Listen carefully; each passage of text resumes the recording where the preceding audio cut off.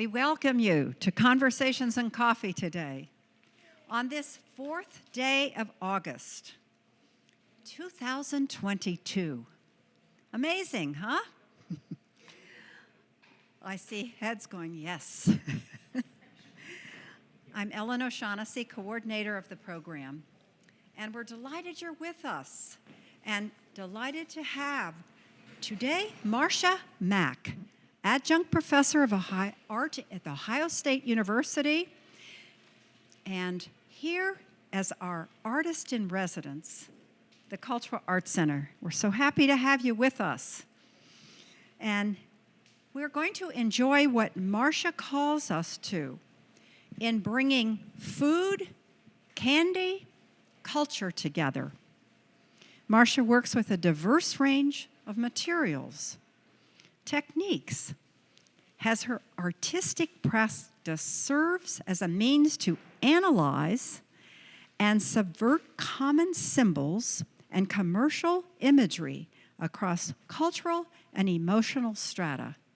How wonderfully said, Marsha, as you shared this with me. Approached in a project-based fashion, meticulously constructed sculptural objects and installations play into the subconscious. I spent several days doing that as I was thinking, what am I thinking subconsciously? Because I was viewing art, listening to music, and it was just beauty for my soul.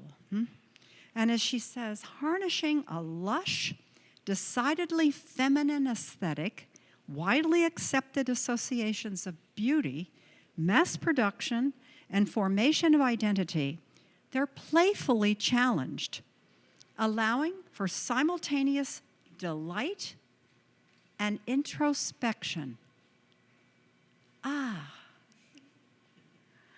Marsha writes in her artist statement, "The bedrock of my artistic output is an ongoing inquiry into mixed race identity and the signifiers of my experience as a Vietnamese and Caucasian American woman.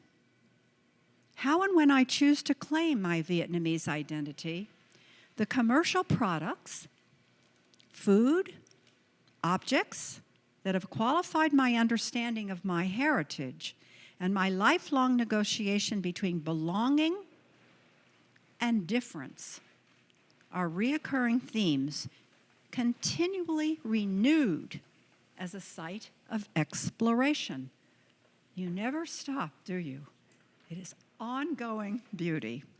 So we'll see in strawberry flavored, I love it, Marsha launches her latest inquiry into mixed race identity and the commercial symbols and signifiers that inform her of her experience as a Vietnamese and a Caucasian American woman. She uses visual and scented components just to be surrounded by these visual and scented components in her outdoor installation, the imported, mass-produced confection Pocky, which you're going to share with us. It's used as an entry point to consider the formation of self-expressed as her favorite childhood treat. Strawberry Pocky, one of Marsha's favorite childhood candies, reemerged in her adulthood as site of obsessive exploration. You had to say obsessive, huh? You never let go of exploring. Beautiful. Through candies and sweets that are ubiquitous to Asian grocery stores, Marsha envisions the space of the Asian market as the foundation of understanding her mixed race heritage. Food preference, which speaks to both individual and larger cultural practices, functions as revolving door that unceasingly alternates personal preference, ethnic identity, and commercial forces. And you're going to help us walk through this, huh? You bring to us your Master of Fine Arts in Ceramics at Syracuse University. was in 2015, huh? Certificate of Advanced Study, Women's and Gender Studies at Syracuse University, also in 2015, and a Bachelor of Fine Arts from San Francisco State University in 2012. Marsha has presented projects and exhibitions with the Museum of Contemporary Art in Denver, Colorado, the Galleries of Contemporary Art in Colorado Springs, the Ministry of Culture and Tourism here in Columbus, and many other exhibits. Marsha's an art writer who regularly contributes to the David Smith Gallery in Denver and the Lane Meyer Projects in Denver, among others. Wow, huh? Isn't this wonderful? And we're so happy you are our artist in residence, huh? Yes, thank you, thank you. So take it away. Thank you so much, Ellen. Very comprehensive introduction. Hi, everybody. Thanks so much for coming. So I'm Marsha Mack. I'm working primarily in ceramic, but I do a lot of installation as well. I'm really concerned with crafting items that speak to my training and my kind of skill level and this harnessing of craft technique, but then also that's going to move towards some of my larger ideas and create kind of environments and spaces to consider the interplay of identity, culture, commercialism, and other facets. So I have a short slide presentation that I'm going to talk about, and then I've brought some candy. If you guys brought some snacks and things too, we can eat those later on. But to start, you may recognize this backdrop. It's right here. That was repeating 4 times this is a recent project that I've done at the Ministry of Culture and Tourism, which is a new art venue in Columbus, Ohio. And I think this is a great example of how I'm using the commercial market and previously produced items that I'm borrowing from to kind of bring into my own practice.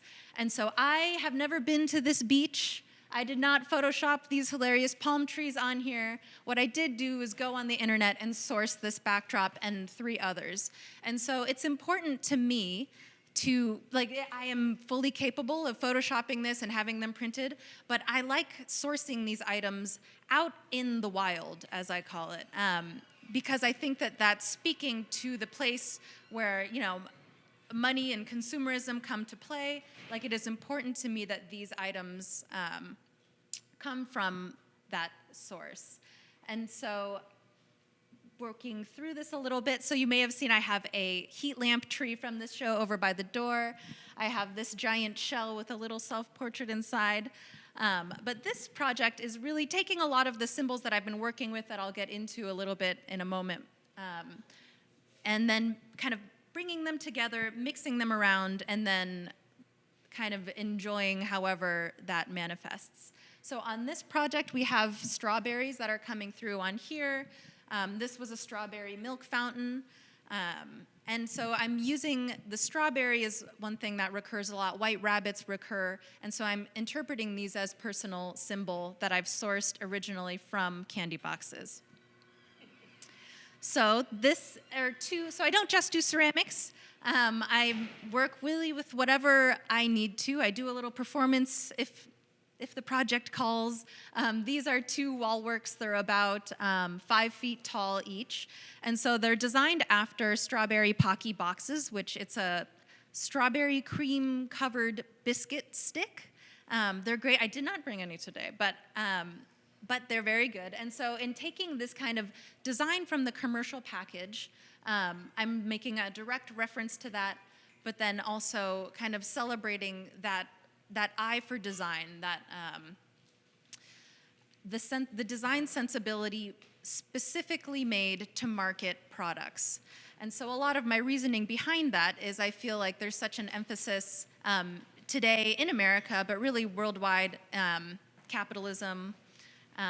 As we're in a post-capitalist society, I feel like this comes really, or late capitalist, this comes at a particularly interesting time.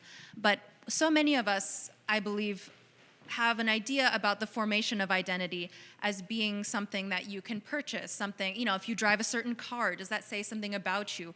Are you a better person? Are you, like you can send messages this way with clothing. And then I think that comes all the way down to things that you eat, things in your home, the house you live in, et cetera. And so how we form our identity and that kind of internal sense of self based on items that we find out in the commercial market is really right in that spot where I want to be. So I participate in this culture. So there's a little bit of a critique there, but there's also a celebration. And so I like having that kind of interplay happen. This was a small wall work from the same show that this was in, but we can see some of these Pocky sticks, so I'll use imagery sometimes pretty directly in this way. This is a little wall panel with some faux crystals on there and some ceramic beads that are about, orange size. And so I like mixing a lot of high and low as well. I have a few small sculptural vase works on the table here, and I'm often taking high and low products. So I have faux pearls on there. I also have some semi-precious gemstones. I use plastic beads. I use pearl beads. Some of them have carroted gold. Some of them have just base metal. And so I like kind of challenging that assumption of value. This is from a recent exhibition at Skylab Gallery downtown. And so with these, not this one, but a couple others are on the table. So I slightly departed from the direct imagery of candy box packages to focus on sort of like, internalizing some of the package design, and in this case, the colors of this gum brand that I ate as a child. And using some of those to color these ceramic vessels and then using some of the boxes themselves. So this is based off Marukawa gum, which I have a box on the table that we could try. And so the flavors are strawberry, orange, grape, and melon, which lent it to the color palette of these, which is pink, orange, green, and purple. These are displayed with subflooring foam that I've put as backdrops and did some wraps on the pedestals, because I am interested in kind of this textural fascination, things that can kind of bring you in to look closer, kind of question, origins, production, and then taste levels as well in some cases. And so I like this material of subflooring because I think it speaks to the kinds of layers beneath the surface or things underfoot or maybe what is supporting but not seen. And so to me, I think that speaks on a certain level to the subconscious and to things, to the, the mechanisms that are operating in our mind all the time that we may not be completely aware of. And so I feel that by using this material alone and then adding that bit of metaphor to it, that it's going to help me get closer to the things that I'm thinking about and talking about. Also, this foam is beautiful. It is an amazing pink confetti color. I had never seen a foam like that before. So yeah, my love of material and materiality is also, I would never deny that, ever present. So this is another close-up. Some of these works were displayed with live orchids. That is my preference. I like things that are, I like the orchid because I think it speaks a little bit to femininity in its, anatomy alone. Like I feel like there's a vaginal reference in it. But I also think that it's a flower that is so difficult to take care of. So I like how pesky it is for so many of us. And they're highly cultivated. And so I'm interested in kind of that level of difficulty, the delicate kind of like fleshiness of the petal, and just I find them to be elegant as well. So that was working in with a lot of these, with the gum boxes as well. Moving to, this was from last year, 2021, yes. So this was a show called Exotic Sophisticated, and this work is, the title comes from one of my mom's teachings, which is indecipherable. Who even knows what it means? But she believes, particularly in regards to romantic coupling, that you need to have an exotic person and a sophisticated person. And what exactly does this mean was never explained, but I kind of took it like I am always the exotic one, and white people are usually the sophisticated ones. So I think I understood a little bit over time what that meant, but I really liked to bring that into my own practice as far as, these kind of like very like highly crafted items, and then mixing that level of, maybe sophisticated technique with a glue-on rhinestone. And so that kind of push and pull is something that I'm always interested in. Repeating on the backdrop of this exhibition are all kinds of waterfall backdrops, also sourced right online. And so I think of these as being depictions of paradise. And so the goal, I believe, of consumerism often is to bring us to a state of kind of contentment and happiness. So that is always our goal. If you buy this item, you may be happier, people might like you better, et cetera. But for me, that all kind of circles back to this idea of self-betterment and happiness is what I call that. And I'm viewing that as a kind of paradise, a kind of refuge. And so I went online to find paradise, to see if I could buy it. And this is what I came up with. It was great. It was $44 for an 8x10 backdrop. And then I have all of these other ones that I kind of just pasted up and cobbled together, what I'm calling like makeshift jungle paradise, which then served as the backdrop for some of these vessels, which 4 from that exhibition appear on this table. And so on some of these, like I brought a couple, like Pocky is one, and then Glico. So I'm using imagery directly from the boxes of some of the products that I'm talking about, while also using I have these white rabbit figurines, these porcelain figurines that I bought, and then since they are ceramic, I'm able to embed them into my work and then refire them. And so those are in reference to White Rabbit Creamy Candy, which are on the table. I brought some of those for you all to try. And so I'm working a lot with imagery from White Rabbit Creamy Candy, Batan Rice Candy, Marukawa Gum, Strawberry Pocky was always my favorite. And so from these kinds of early childhood explorations into Asian grocery stores, which over time I came to understand and regard as a kind of living cultural site, from those packages, I'm now kind of revisiting them in adulthood and realizing that they are, for me, some of the first kind of identifiers of my cultural difference and kind of understanding my own heritage. And so,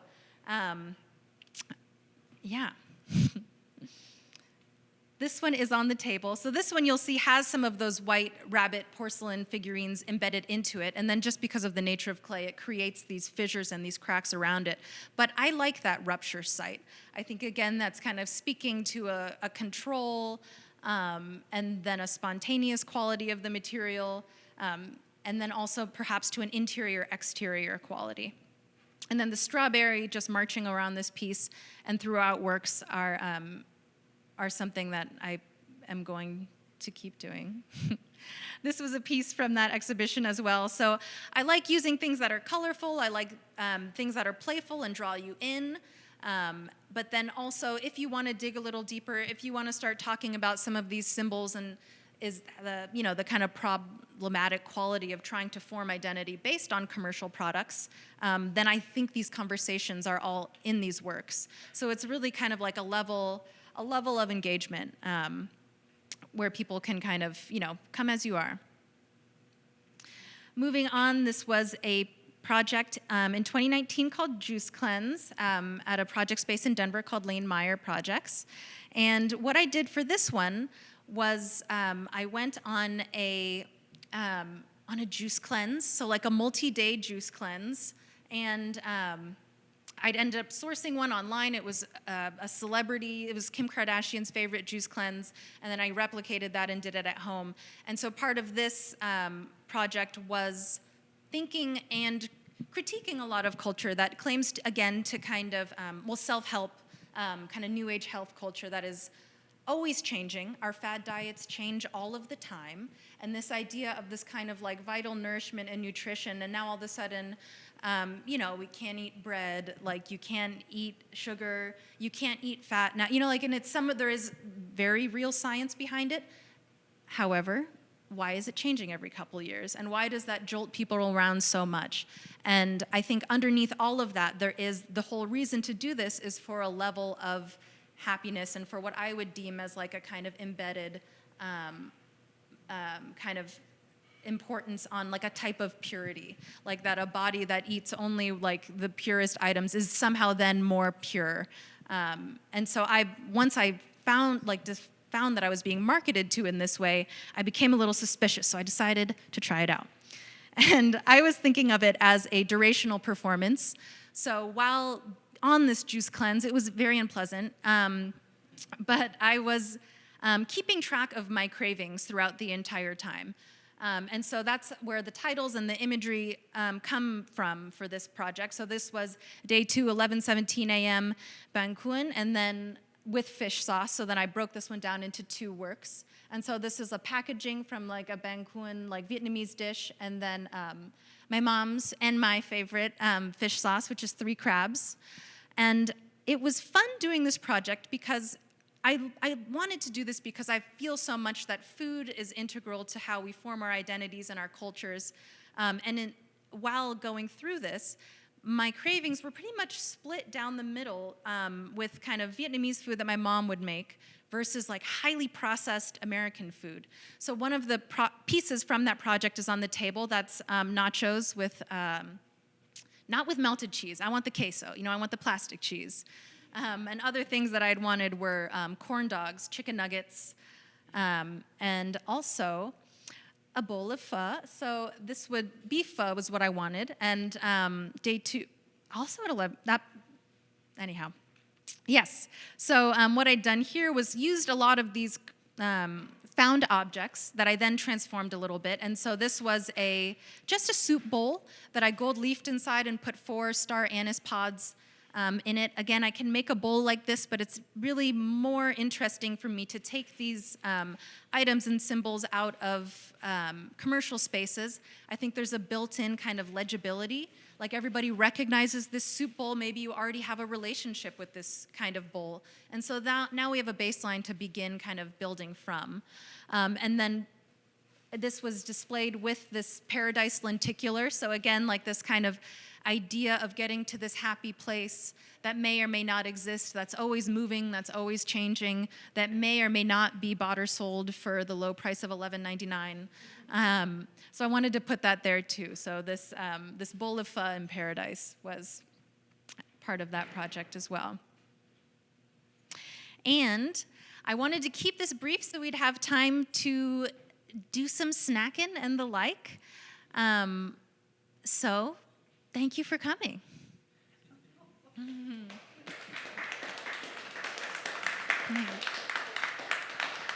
And yeah. Your creative mother called you. How old were you when you started to be aware of this artistic call within yourself? Well, I feel like so many kids, I've always been fussing and fiddling and like touching things. So I'm a very tactile learner. And I've always, as far as I can remember, I've been creative. So I don't know. Just forever. And then you it's knew you're going to celebrate it in going to college through art. Yes. Yeah. Indeed. It's one of those things. Why I don't think anybody should do it unless you have to. And for me, it wasn't an option. Like if you can get into another field that's going to be less volatile and unpredictable, maybe do it. But for me, there was never any other option. You just knew it. Oh, From yeah. the time you were small and you fiddled and you knew, huh? Oh, that's wonderful. It is true. Yes, let's... I'm loud. Oh. Well, these scare me. I really appreciate you looking at the language surrounding food, that idea of pure, because I think about that a lot. We eat clean food, and if you're on a diet, you're cheating if you do something. And there's all these words, and I think they speak especially to women. So I found it fascinating to see that visually, because I'm always analyzing the words. So Yes, absolutely. And that's part of the way that I'm interpreting my process and my work. So it's very much through like a feminine lens. I don't try to hide that. And I think with a lot of my work, like it's in my artist statement, I'd say that I'm choosing a decidedly feminine aesthetic because I think that it's viewed as diminutive and subordinate, you know, to the masculine, which is like that kind of paradigm that's, you know, we're trying to counter that as a society, but that's, I think, what we're working with currently. And so I think so much of this marketing being towards, like, geared towards women is also significant. And yeah, it is, like I said, like I think there are very, you know, should we eat processed food? Probably not, but is a little bit here or there. Does it need to be like, does a psychological breakdown need to follow? Like, no. And so much of eating is psychological. And so, you know, like eyes bigger than your plate, or you eat first with your eyes. Like there's all of these kinds of ways that we think about how we interact psychologically with food, in addition to, you know, of course, being fed and nourished by it. So yeah, it's a thing. Yes, let's give you the microphone here.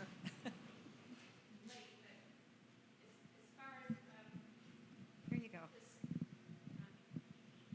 The ceramics being something that lasts a long time, you know, like when they dig up archaeological sites, you get potsherds and little things. And then for the food being so ephemeral, and, you know, it doesn't last. And is there some dialogue there with that you chose ceramics to do food in? Yeah, you know, well, let me say yes and no, because I do feel that I was chosen by ceramics in a way, in that I accidentally took a ceramics class in high school in 2004, and since then I've had one 6-month stint with hands-off clay, but it kind of like it stuck immediately to me, so I was probably always going to work in ceramic.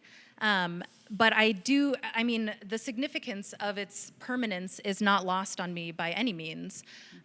Once clay is fired into ceramic, it goes through a chemical, like a metamorphic change, and it is essentially stone and glass. And so these materials can break down and be ground up, but they don't change back into dirt. And so I do like that as a kind of, yeah, like a permanent marker to some of that anchors performance and a lot of the installation as well. Because like these will come down, they can be used for different items, and it's part of that initial experience, but the ceramic items are really like the, well, these are literal vessels, and so they're the kind of vessels of the conversation, of the concept.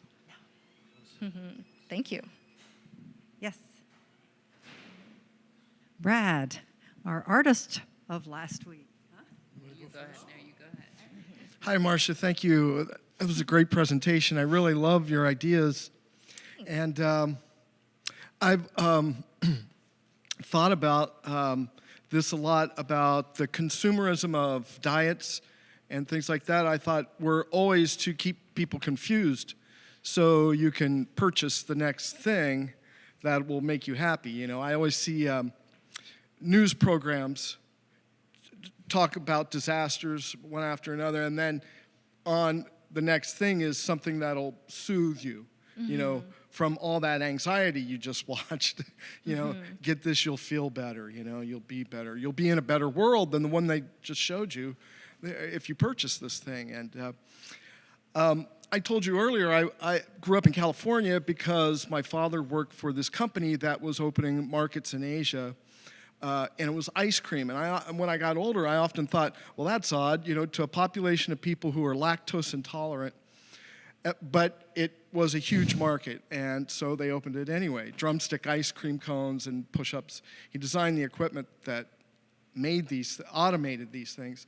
And one story, and I think he might even have it on film. I don't know if we have a 8mm film of that, but I think he was somewhere called Malaysia. And he was designing this equipment, but they didn't have peanuts, crushed peanuts that go on top of it. So he had people that just, for pennies, they went out back and they crushed the peanuts with these boards and then put it on this automated machine. I thought it was such a strange dichotomy that this primitive way of crushing up these peanuts on this machine to people who can't digest lactose. And I just thought, well, it kept me fed. You know, that's how I grew up, you know. Yeah. And he was also a self-taught and became the head of research and development for this multi-million-dollar corporation. And but also the drumstick ice cream it's a penis. You know, it's the opposite of yours. I don't remember seeing, and I met a lot of people from the company. I don't remember meeting one woman in that company at all. I knew there were some that worked, but no one that was in design or in the upper echelons or the higher. The women that I met, I worked there for a short time making paper sleeves that went around push-ups. I got fired.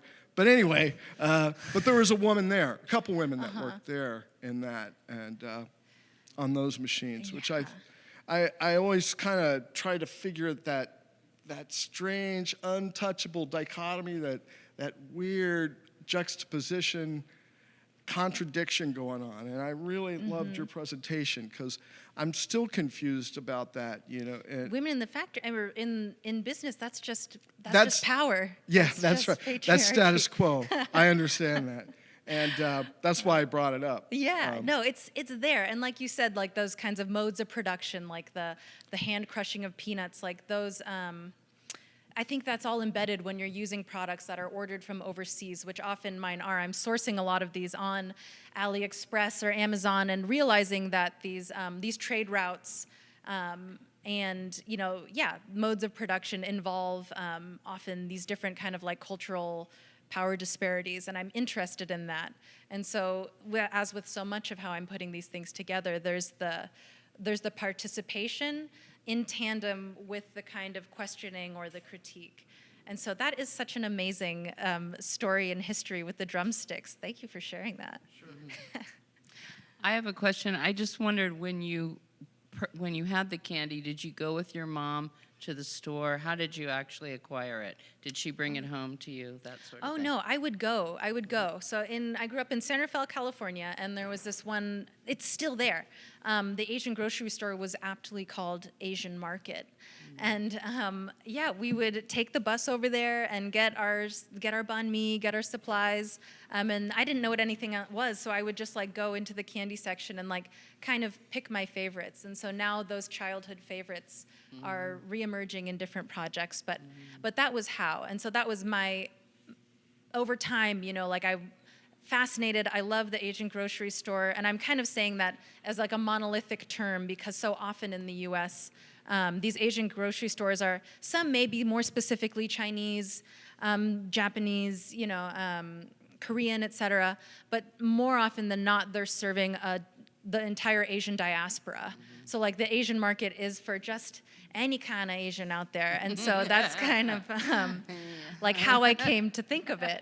And honestly, like a lot of how I think of my own identity. My mom is a Vietnamese refugee. She came over during the war, now a naturalized citizen. But I didn't have much culture at home. Like I was raised in a pretty American household in a pretty white area in the Bay Area, California. I have no Vietnamese language, culture, religion. It's really just food.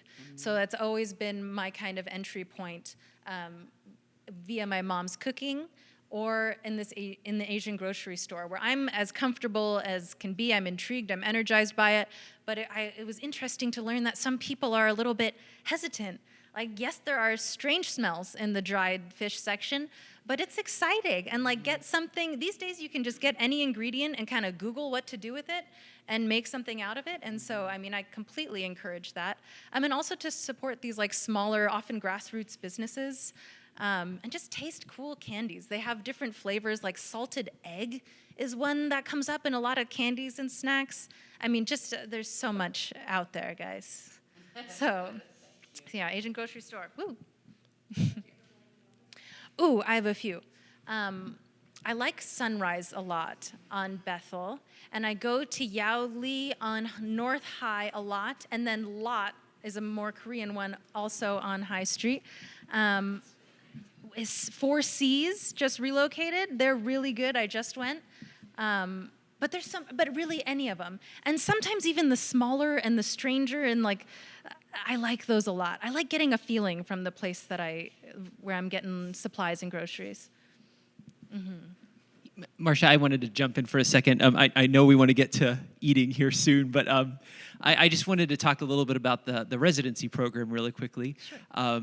First of all, I just wanted to mention Marsha was one of about 70 people who applied for our residency program this year at the Cultural Arts Center. We just started this program last year. We picked 2 residents each year, and so they each get about 4 months, I think is that right? Just about. Yeah, close to 4 months. And we have a studio space on the second floor that Marsha and the other residents get to use to create their work. And I just wanted to say kudos to you for for making that cut with all that competition, and thank you for joining us again this year. And I know that you have an exhibition coming up later this year at the Cultural Arts Center. So for those of you who don't know, we have a gallery on our 3rd floor. And yeah, so I wonder if you could just talk a little bit about sort of the residency and how you approach this. I think there's an exhibition coming, and I think maybe a workshop at some point too. Is that in the works? Yes. Could you talk a little bit about those? Or? Sure, yeah. So it's been such an incredible honor and a pleasure to be chosen as the resident artist here. Everyone's been so accommodating. This building is awesome. The people that occupy it, awesome. Resources have just been really generous, and I feel very, very lucky. But I think it is essential, just speaking more to that, the studio space is gargantuan. I almost didn't know what to do when I first got in it, but you're able to really have this kind of round-the-clock access, and I think that's essential for kind of creative thinking, because it's not always on the 9 to 5. You kind of don't know when it's going to hit. And so I do believe in having a disciplined schedule as much as one can, putting the time in, et cetera, developing skills. But I've just appreciated so much having this space and this kind of interaction and access to this community, and the really high level of work coming out of this center is impressive. And so, yeah, I mean, I'm very much looking forward to being around in whatever capacity beyond my residency. Exhibition is opening, I believe, September 20th. So that'll be right after I pack up. But yeah, I'm looking forward to all of it, and it's been just a pleasure so far. Yes. My workshop in the studio?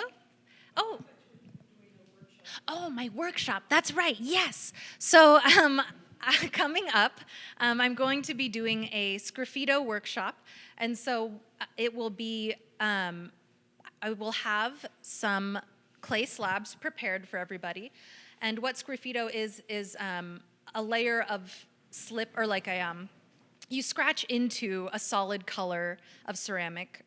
Of clay, and then in those scratchings, there's a contrast between the color on top and the clay itself. And so I will have little small prepared slabs, and people can come in and just kind of draw in essentially their designs. And so I'm basing it off of, you guessed it, candy packaging. And I would encourage people to do the same, but really, however it manifests, I think we need to be open to these ideas. And what comes forth, but we're needing to nail down a date for that, but they will be made as such that they will have little metal fittings on them, and you can just put a string on them and hang them on the wall. Yeah.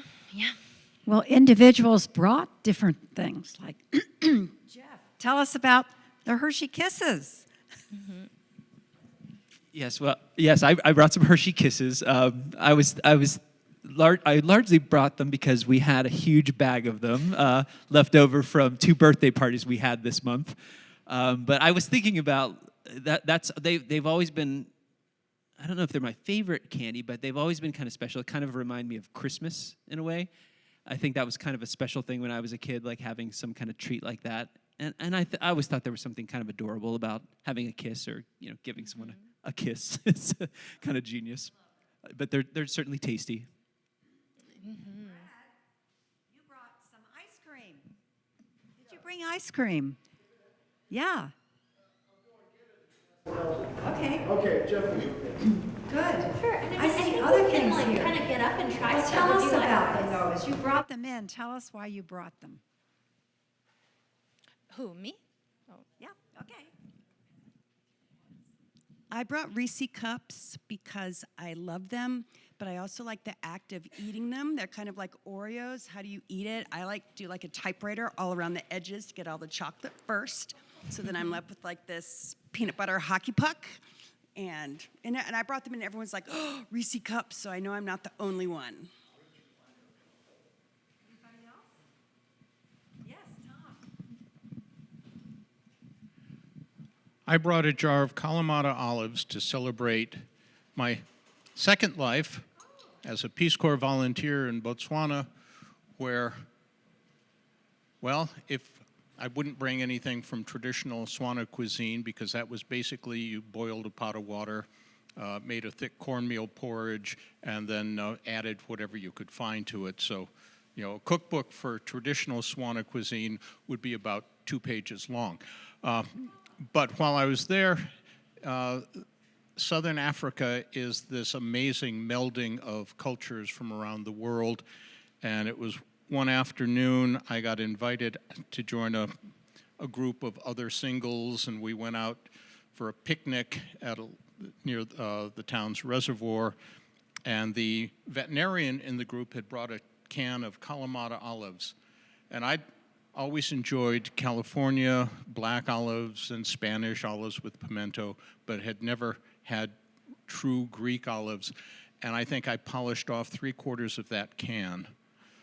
And it stuck with me that that's one of the tastes from that experience. Well, I can tell you that Deb. Well, is it on? Yeah. I brought some blueberry jam at the end that I made right next to the egg there, made the other day, and some saltine crackers. And in my family growing up, we didn't have dessert very often. We didn't have candy, and we didn't have soda, or whatever you call it here, pop. We didn't have it. And I'm not sure why, because I loved sugar.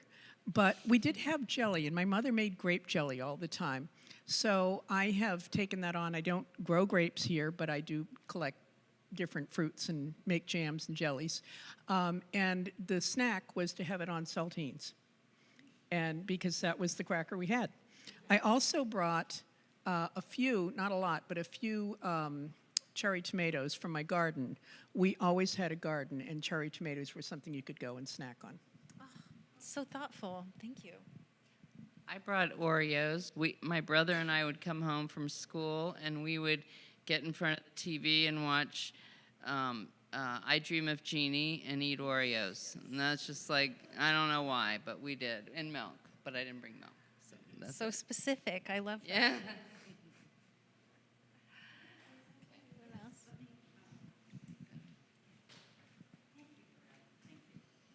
Okay, nice and loud into the top. Hello, good afternoon to everyone here. And like this is I came to know this place, like I came here from India in the month of June, and then I came to know about this place, and during there was a festival, art festival, and I came to know this place, then I thought to join it. And in the month of July, I started to take classes for watercolor painting and this mosaic work. And I'm telling you from heart, the corner of my heart, I just fell in love with this place. So good, so nice, and like environment, what it gives to a person, to work, to join, to feel it, and so much so I'm finding to do here. though I am not from this background, art background, I'm basically an engineer by profession. And here I came to visit my son, but I fell in love with the place. I'm truly speaking. And next time when I'll be visiting this place, because I'll be leaving end of this month to go to London. My daughter stays there. Yeah, and then when next year, like before winter, I won't hear neither here nor London. I will go back to India. And then when next year when I come here, I will like to join classes again, to be with you again. And so, like every time, whenever there's a talk, I like to wanted to hear it. I wanted to, yeah. And and I'm feeling not good. Like just I have to leave my classes like in between. On Saturday, I'm moving. And like this young girl, young lady, young girl, for me, like my daughter, and so much of enthusiasm and energy. And she wanted like to make best out of the two worlds, East and West. She wanted to balance. She wanted to create a balance. She is going into the inheritances what we have, Asians have. Like in the process of modernization, in the process of globalization, we are losing so many things. Basically youngsters, young age, like the age of our people, like even we know about like our old things and like new things, modern era, because we are in between. We are just a chain between these two generations. And this girl, like I liked one thing, she through her mom, through her like things, she is going to the roots of the things. That's good. And you are bringing those heritages here at any place, not only in America, but like it can be anywhere, like in Europe, London, Russia, Africa, whatever it is. And every world has its own best. That's a great way to say it. Everyone has its own best. Own best, yeah. Thank you so much. Thank you so much. Thank you. Anyone else have a thought about your food that you may have Oh, one more over here. I forgot when I came here that it was a snack, so I went to Kroger's. I got clementines because on Christmas we used to have in our stocking an orange and a dime in the toe of the stocking, and so that was a Christmas treat. Wow. Gosh, well, thanks everybody so much. This has been great.